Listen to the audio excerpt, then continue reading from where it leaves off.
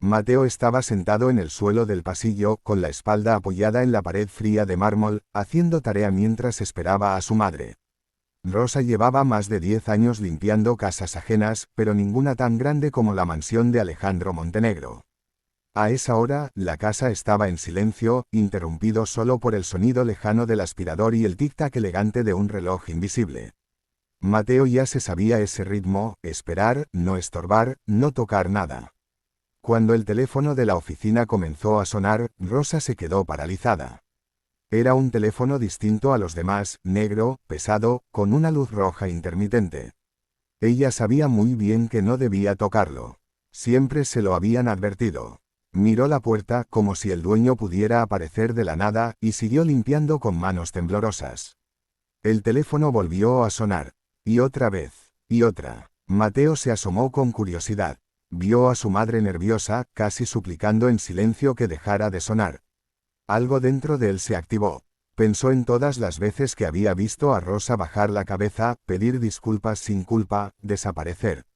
Sin pensarlo demasiado, entró a la oficina, tomó el auricular y contestó. Montenegro Holdings, buenas tardes, dijo con una seguridad que ni él mismo sabía que tenía. Al otro lado, una voz grave y extranjera exigía hablar con Alejandro de inmediato. Mateo entendió rápido: era un inversionista furioso, hablaba de incumplimientos, de retirar capital, de romper el contrato más importante de la empresa.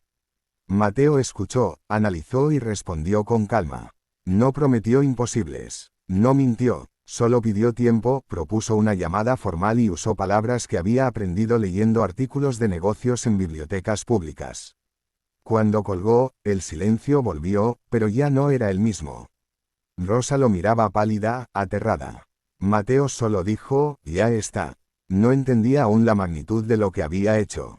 Horas después, Alejandro Montenegro revisaba informes cuando su asistente le habló de la llamada. Algo no cuadraba. Él no había hablado con el inversionista, pero la crisis parecía contenida.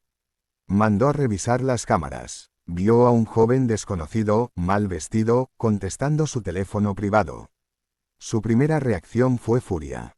La segunda, curiosidad. Al día siguiente, pidió que Rosa y su hijo se presentaran en la mansión. Rosa temblaba, convencida de que la despedirían. Mateo, en cambio, estaba tranquilo. No arrogante, tranquilo. Alejandro los observó desde su escritorio, acostumbrado a que todos bajaran la mirada.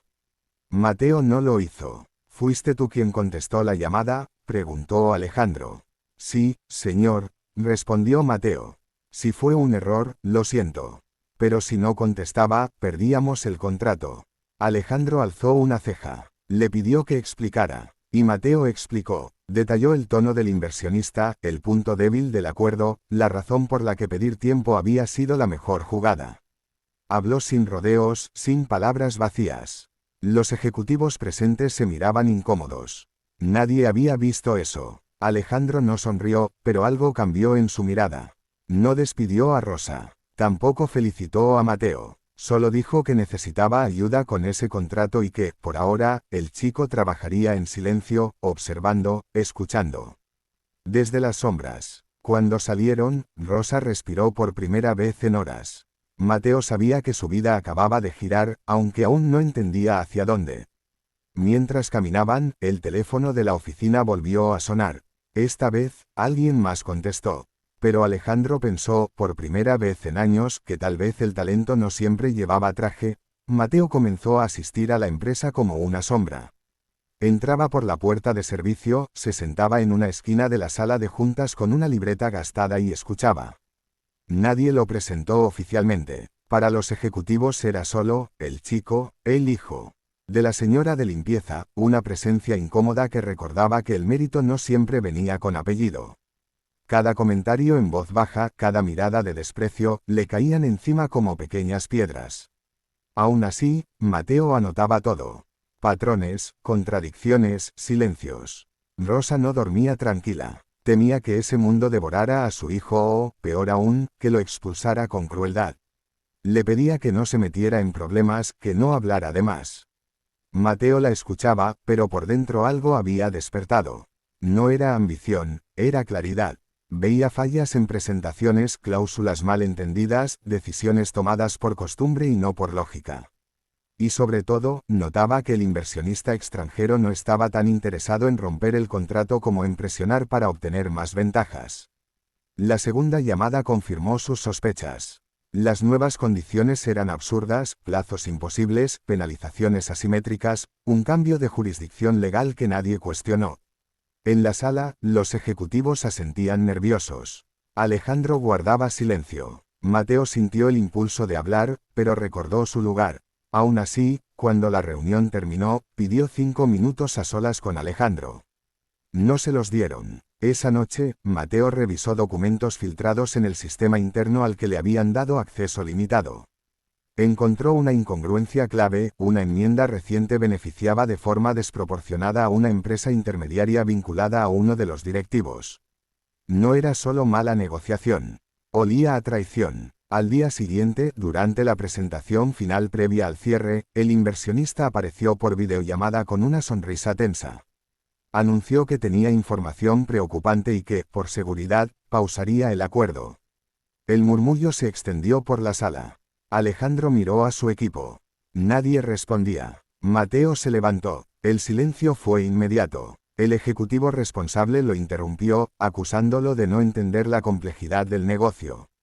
Presentó gráficos alterados, cifras infladas, y señaló a Mateo como el origen de la confusión. La tensión se volvió asfixiante. Alejandro frunció el ceño. Por un instante, pareció que todo se derrumbaría.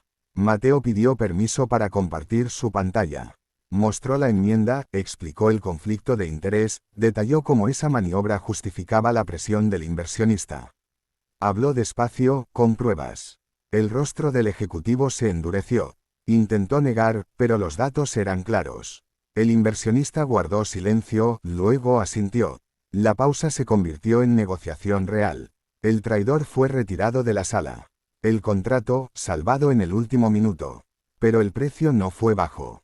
La tensión interna explotó, la prensa empezó a husmear y Alejandro, cansado de juegos, decidió limpiar la casa. Después, a solas, Alejandro miró a Mateo con una mezcla de respeto y cautela. Le advirtió que decir la verdad tenía consecuencias. Mateo respondió que callar también. Pensó en su madre, en el miedo que había pasado, y aceptó lo que viniera. Esa noche, Rosa lo abrazó fuerte. No sabía si el futuro sería amable, pero por primera vez sintió que su hijo no tendría que pedir permiso para existir. Y en la oficina vacía, Alejandro comprendió que el poder más peligroso no era la traición, sino subestimar a quien observa en silencio. La noticia explotó como una chispa en un cuarto lleno de gasolina. Alguien filtró la historia y, en cuestión de horas, todos los medios hablaban del joven prodigio que había salvado el contrato del año. Pero el titular nunca venía solo. Siempre lo acompañaba el mismo detalle, repetido con morbo: era el hijo de la mujer de limpieza. Las cámaras esperaban afuera del edificio, los empleados susurraban en los pasillos y las redes sociales se llenaron de opiniones divididas entre admiración y desprecio. Rosa fue la que más lo sintió. Personas que durante años no la habían mirado ahora la observaban con curiosidad incómoda. Algunos la felicitaban con sonrisas falsas, otros la evitaban. En el transporte público, escuchó a alguien mencionar su historia sin saber que ella estaba ahí. Bajó la cabeza como tantas veces, pero algo había cambiado. Ya no era vergüenza, era cansancio. Mateo, en cambio, se convirtió en un símbolo involuntario. Lo llamaban para entrevistas, lo mencionaban en columnas de opinión, lo reducían a una anécdota inspiradora o a una amenaza al orden establecido. Alejandro Montenegro observaba todo con frialdad estratégica. Sabía que reconocer públicamente a Mateo podía fortalecer la narrativa del mérito, o debilitar su imagen ante los inversores más conservadores. Por primera vez en años, dudó. El consejo directivo presionó. Sugirieron mantener a Mateo fuera del foco, ofrecerle una compensación discreta y cerrar el capítulo. Alejandro escuchó, pero recordó la seguridad en la voz de aquel chico al teléfono, la claridad con la que había desarmado una traición que nadie más vio.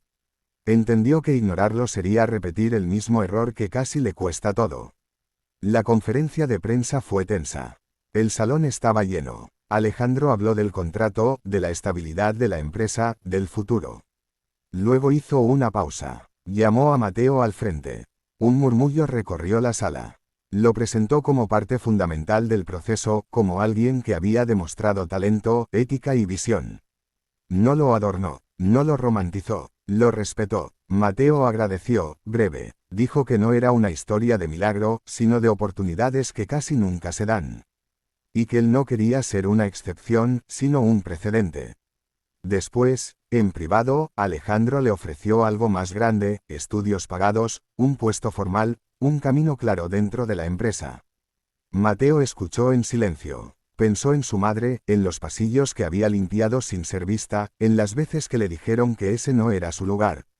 Aceptó, pero puso una condición sencilla y firme: Rosa no sería tratada como invisible nunca más. Ni ahí, ni en ningún lugar bajo ese techo. Alejandro aceptó sin discutir. El primer día oficial de Mateo fue extraño. Entró por la puerta principal. Saludó a quienes antes lo ignoraban. Rosa ya no llevaba uniforme, trabajaba en un área distinta, con respeto, con nombre. Cuando caminó por la mansión, ya no bajó la mirada. No porque el mundo hubiera cambiado del todo, sino porque ella sí. Al final del día, el teléfono volvió a sonar. Mateo lo miró un segundo antes de contestar. Esta vez no improvisó quién era. Dijo su nombre con claridad. Y al colgar, supo que no había salvado solo un contrato, sino el derecho a no ser invisible nunca más.